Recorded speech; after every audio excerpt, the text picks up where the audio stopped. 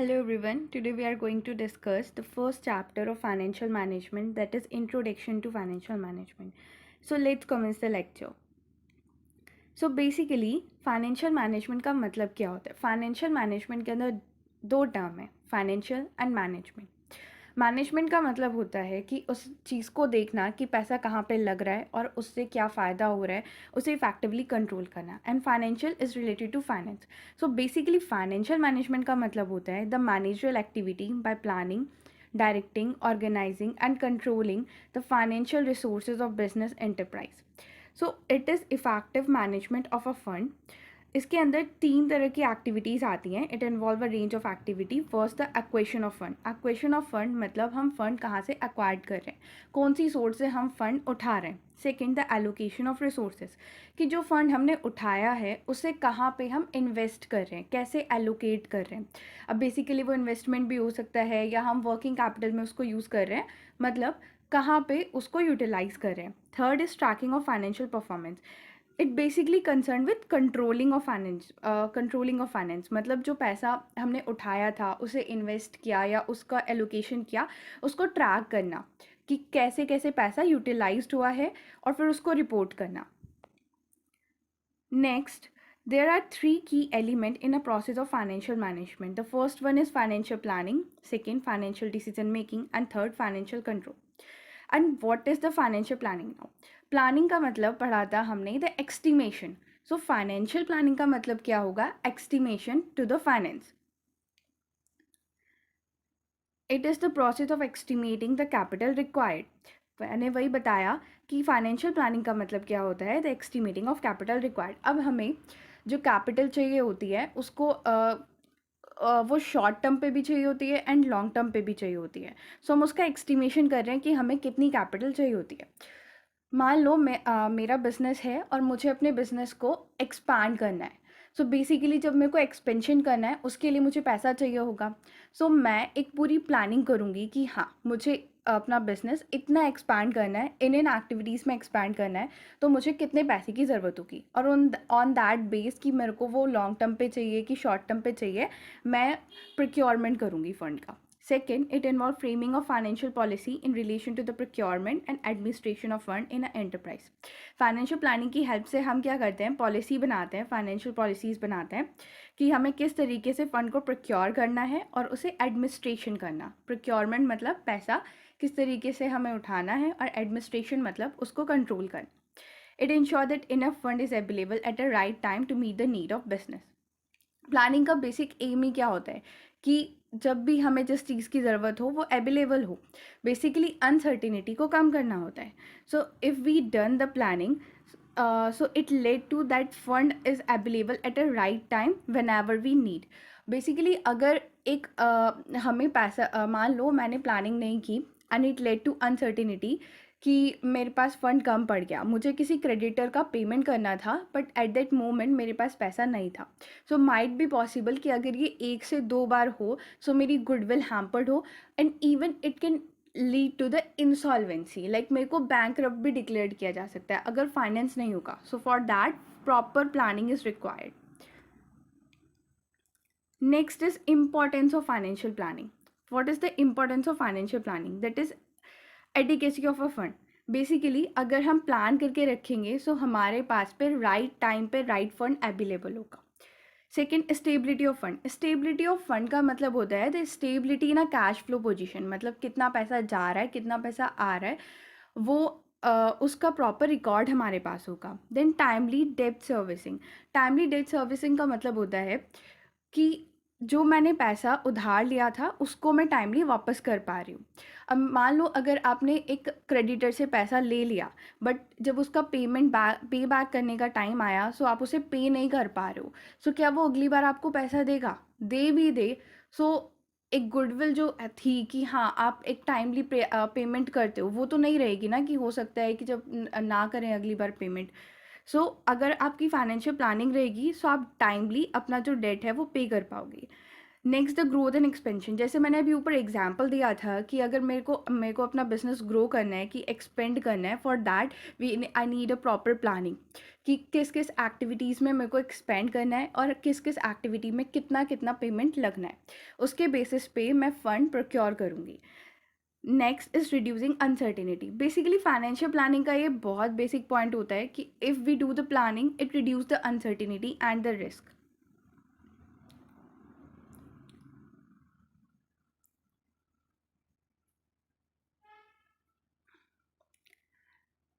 Next is financial decision making.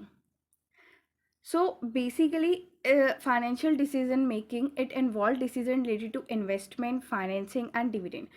हमारे 3 तरह के इन्वेस्टमेंट डिसीजन होते हैं, फाइनेंशियल डिसीजन होते हैं. First one is investment, second financing and third is dividend.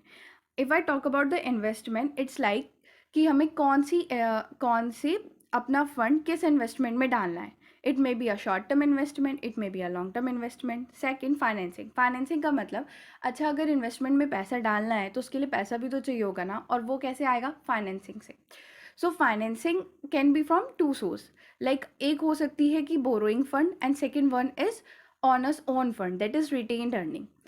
So financing decision में हमें ये करना होता है कि हमें बोरोड फंड करना है, कि हमें बाहर से पैसा उठाना है, कि खुद से रिटेन्ड अर्निंग यूज़ करनी है. और अगर बोरोड फंड भी करना है तो फिर कौन सी वाली सोर्स से करना है, क्योंकि बोरोइंग के तो हमारे पास बहुत सारे ऑप्शंस होते हैं ना.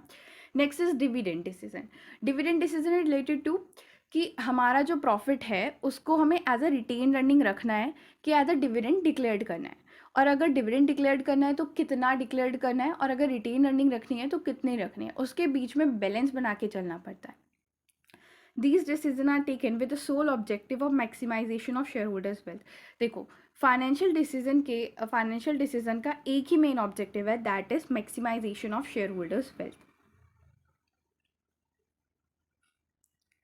Next is financial control. It involves all the policies and procedures that help an organization to track, manage, report its financial activity. इसमें आपको 3 वर्ड पे फोकस करना है, that is track, manage and report. Financial control का मतलब होता है कि आप ऐसी पॉलिसी और प्रोसीजर बना रहे हो जिससे आप ऑर्गेनाइजेशन का पैसा कहाँ पे यूटिलाइज़ हुआ है, कैसे यूटिलाइज़ हुआ है, उसको ट्रैक कर पा रहे हो. अब अगर ट्रैक कर पा रहे हो तो आप उसको मैनेज भी करोगे ना, कि आपने देखा कि पैसा यहाँ गलत लगा है तो आप उसको मैनेज करोगे. देन आप उसको रिपोर्ट बैक करोगे through the financial statements. It is critically important activity to help a firm to ensure that it is able to meet its objective. अगर आप प्रॉपरली ट्रैक कर पाओगे, मैनेज कर पाओगे और रिपोर्ट बैक करोगे, तभी आप ट्रैक पे मतलब एक कंट्रोल फंक्शन आप परफॉर्म कर पाओगे. और जब कंट्रोल फंक्शन परफॉर्म होगा तो उसकी हेल्प से आप अपना जो भी ऑब्जेक्टिव है, दैट इज़ वेल्थ मैक्सिमाइजेशन, जो कि जर्नल ऑब्जेक्टिव है, वो आप अचीव कर पाओगे. Financial control address such questions. First, are asset being used efficiently, कि क्या हमने जो पैसा लगाया है वो एफिशिएंटली यूटिलाइज हो रहा है, मतलब सही जगह लगा है कि नहीं. Are the asset secure. फिर हम ये देखते हैं कि पैसा हमने जहाँ लगाया है क्या वो एक सिक्योर सोर्स है. ऐसा तो नहीं कि हमने एक बहुत ही रिस्क वाली चीज़ में अपना पैसा इन्वेस्ट कर दिया है. This management act in a best interest of the shareholder. अब ये पॉइंट थोड़ा समझने वाला है. बेसिकली यहाँ पे 2 टायर मैनेजमेंट चलता है. मतलब जो शेयर होल्डर्स हैं वो ऑनर होते हैं कंपनी के, लेकिन मैनेज जो करता है कंपनी को वो मैनेजर्स करते हैं. सो हमें ये देखना है कि क्या मैनेजर ने जो मतलब मैनेजमेंट है उसने शेयर होल्डर्स के इंटरेस्ट में काम किया है कि नहीं किया है. And who are the shareholders? They are those जो शेयर्स होल्ड करते हैं. Next is evolution of finance as a discipline.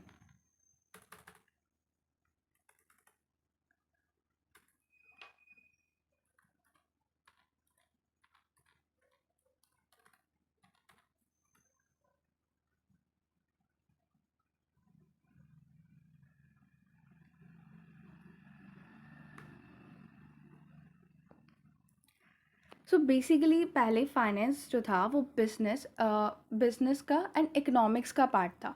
वो एक अलग से डिसिप्लिन नहीं था, but with the course of time इसको एक अलग से पार्ट बना दिया गया. सो हम इवोल्यूशन ऑफ फाइनेंस को 3 फेज में डिवाइड करते हैं. First is traditional phase, then the transactional phase and third is modern phase. हम ट्रांजेक्शनल फेज को नियो ट्रांजेक्शनल फेज भी कहते हैं. So traditional phase is between the early origin to the 19th century. Barter and basic trade. This laid the foundation of concept of exchange of goods and services. Emergency of currency to facilitate the trade and make the transaction are more efficient. Third, the simple lending and borrowing. As trade expanded, individual become lending money to another in exchange of interest. Basically, the period up to the first 4 decades of the 19th century cover this phase. The scope of financial management was confined to procurement of fund to meet the long-term need of business enterprise, particularly for setting up expansion and diversification of a business. अब इसका meaning क्या है? जो traditional phase है ना, वो first 4 decade of 19th century को cover करता है. और इस ट्रेडिशनल फेज़ में मैनेजमेंट पे इतना ध्यान नहीं था कि हमें फाइनेंस को कैसे इन्वेस्ट करना है या फाइनेंशियल डिसीजन वगैरह नहीं थे. सिर्फ इसका पूरा जो था स्कोप वो कन्फाइंड था कि किस तरीके से हमें फ़ंड को प्रोक्योर करना है, मतलब पैसा कहाँ से उठाना है अपनी लॉन्ग टर्म नीड को मीट करने के लिए. मतलब वो day to day finance requirement को भी कंसिडर नहीं कर रहे थे. And for what? For the diversification and expansion. यहाँ पे जो फाइनेंस था वो as a view point of outsider देखा जाता था. That is finance management was viewed mainly from a point of view of investment banker, lenders and other outsider. The second phase is the transactional phase.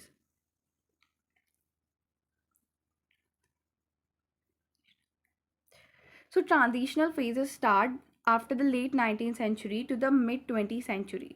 Formal financial institutions is brought about more structured and regulate financial system.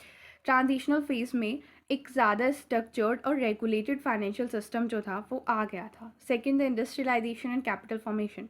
Industrial revolution prompted increase investment in industries and infrastructure leading to the development of corporate finance and capital market. जैसे industrial revolution हुआ, इसकी वजह से ज़्यादा investment industries और infrastructure में लगनी शुरू हो गई, जिससे कॉर्पोरेट फाइनेंस और कैपिटल मार्केट डेवलप हुआ. Early economic theories of finance started to emerge, focusing on interest rate risk and management. अब देखो, ट्रांजिशनल फेज जो था वो सेकेंड वर्ल्ड वॉर के बाद आया था. So basically it is a war time recovery and peace time requirement of the economy. So इस टाइम पे यहाँ पे जो फाइनेंशियल मैनेजमेंट था वो बेसिकली फोकस कर रहा था on a day to day finance requirement of a manager. ये स्टार्टिंग जो ट्रेडिशनल फेस है उससे काफ़ी मैच करता है, बट स्टार्टिंग ट्रेडिशनल फेस में हम सिर्फ प्रोक्योरमेंट ऑफ लॉन्ग टर्म पे देख रहे थे कि हमें लॉन्ग टर्म में प्रोक्योरमेंट करनी है इन्वेस्टमेंट की. बट ट्रांजिशनल फेज जो था वो वॉर टाइम के बाद आया था, तो पैसा तो वैसे भी कम था. सो स्कैरसिटी ऑफ अ रिसोर्सेज यहाँ पे समझ पा रही थी, और इस वजह से यहाँ पे डे टू डे फाइनेंस पे ज़्यादा फोकस किया जा रहा था कि वर्किंग कैपिटल पे ज़्यादा फोकस था. The third phase is modern phase. Modern phases mid 20th century to the present. Financial innovation, advance in technology enable the creation of complex financial institution, derivative and risk management too. अब क्योंकि technology का advancement हुआ modern phase में, इसकी वजह से ज़्यादा complex financial institutions बने, डेरिवेटिव्स बने, रिस्क मैनेजमेंट टूल्स बने, quantitative approach, portfolio theories, CAPM and efficient market hypothesis. बहुत तरीके के क्वांटिटेटिव अप्रोच आ गए इस फाइनेंशियल डिसिप्लिन में, और ये और ज़्यादा डेवलप हो गया. Next is scope of financial management. Basically there are two scope. First is traditional approach and the second one is modern approach. Let's talk about the traditional approach. This approach broadly covered the three aspects: procurement of fund from financial institution, procurement of fund through the financial institutions such as shares, debentures, bond and other financial institution, and looking after the legal and accounting relation between the corporation and its source of fund. Traditional approach ना ज़्यादा analytic नहीं था. Traditional approach basically बस 3 ये main expect cover करता है. That is how to procure a fund from a financial institution, कि किसी भी फाइनेंशियल इंस्टीट्यूशन से हमें फ़ंड कैसे प्रोक्योर करना है. Second, procurement of fund through the financial institutions instruments such as shares, debentures, कि हमें किस तरीके से, पहला कि हमें फ़ंड कैसे प्रोक्योर करना है फाइनेंशियल इंस्टीट्यूशन से. सेकेंड, हमें फ़ंड कैसे प्रोक्योर करना है फाइनेंशियल इंस्ट्रूमेंट से, कि शेयर्स, डिबेंचर्स से हमें फ़ंड कैसे प्रोक्योर करना है. And third, looking after the legal and accounting relation, corporation and it's source of fund, कि लीगल एंड अकाउंटिंग रिलेशन या ना कॉन्ट्रैक्ट से समझा जा सकता है। जैसे कि अगर मैंने किसी से फ़ंड उठाया है तो वो मेरे ऐसे तो है नहीं कि मेरे पे बहुत ज़्यादा ट्रस्ट करके मुझे ऐसे ही पैसा दे देगा।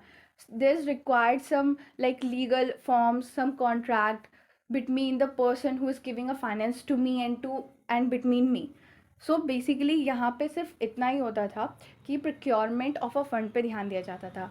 हमने जो अभी तीन तीन फेज़ पढ़े थे ना for a development of the discipline.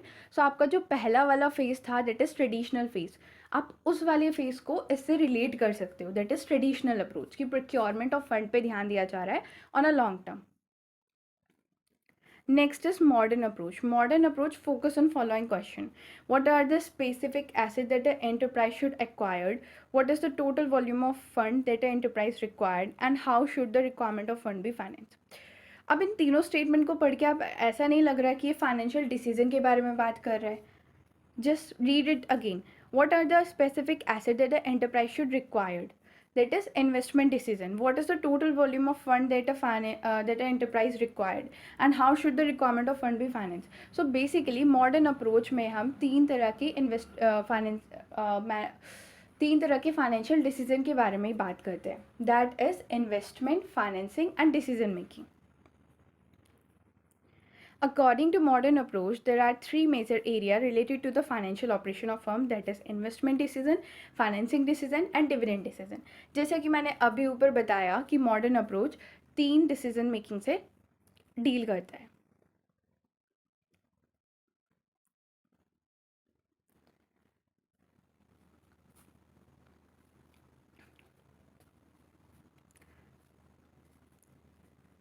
Now talking about the investment decision. It revolve around expanding capital fund on assets that are expected to yield the highest return for a firm over a desired period of time. Investment decision में हम क्या करते हैं? Basically हम investment decision में यही करते हैं ना कि हमें कौन सी इन्वेस्टमेंट में अपना पैसा डालना है ताकि हमें फ्यूचर में हाई रिटर्न मिल सके। मतलब एक ऐसी इन्वेस्टमेंट जिसका पोटेंशियल रिटर्न हाई हो, हम उसमें पैसा डाल देते हैं। आपको ये तो पता होगा ना कि इन्वेस्टमेंट में लॉन्ग टर्म इन्वेस्टमेंट होती है एंड शॉर्ट टर्म इन्वेस्टमेंट होती है। एंड लॉन्ग टर्म इन्वेस्टमेंट को हम कैपिटल बजटिंग इन्वेस्टमेंट कहते हैं एंड शॉर्ट टर्म इन्वेस्टमेंट को वर्किंग कैपिटल इन्वेस्टमेंट कहते हैं। The major part of capital fund is used to acquire long term asset while the other part is used to acquire the short term asset. जो मैंने अभी बताया कि long term asset that is capital budgeting and short term asset working capital. As a result, investment decision tend to influence the mixed asset. And इसकी वजह से जो investment decision होता है ना वो हमें मिक्स्ड एसेट प्रोवाइड करता है। कैसे? Long term asset as well as the short term asset that is current asset. Basically देखो ऐसा होता है कि अगर आप किसी लॉन्ग टर्म एसेट में पैसा लगा रहे होते हो ना तो आपको प्रॉफिट तो होता है बट लिक्विडिटी नहीं मिल पाती। और ऑन अ अदर हैंड अगर आप short term asset that is current asset में अपना पैसा इन्वेस्ट कर रहे हो सो आपको लिक्विडिटी तो मिल जाती है बट प्रॉफिटेबिलिटी नहीं होती है। So there is need to maintain a balance between the profitability and the liquidity. Next is the decision related to long term or fixed asset are known as capital budgeting decision. It's a long term planning for equation of fixed asset to create the operating infrastructure of a firm. The equation and management of short term asset become the subject matter of working capital management. Same that I explained above. Next is financing decision. It is concerned with mobilization of fund for investment from a different source of finance as a direct bearing on a capital mix of a firm. Financing decision में हमें decide करना होता है कि हमें finance कहाँ से लेना है। दैट इज़ फॉर लाइक हमारे पास दो तरह की सोर्स हैं। अभी मैंने ऊपर ही जैसे एक्सप्लेन किया था कि एक हमारी होती है बोरोइंग फंड, एक होता है हमारा ओनर्स फंड कि हमें बोरोइंग फंड कहाँ से लेना है। Basically it's a choice between the equity and a debt. The raise of fund require decision the method and source of finance कि कौन सा मैथड और कौन सी सोर्स से हमें फाइनेंस लेना है, लॉन्ग टर्म, शॉर्ट टर्म।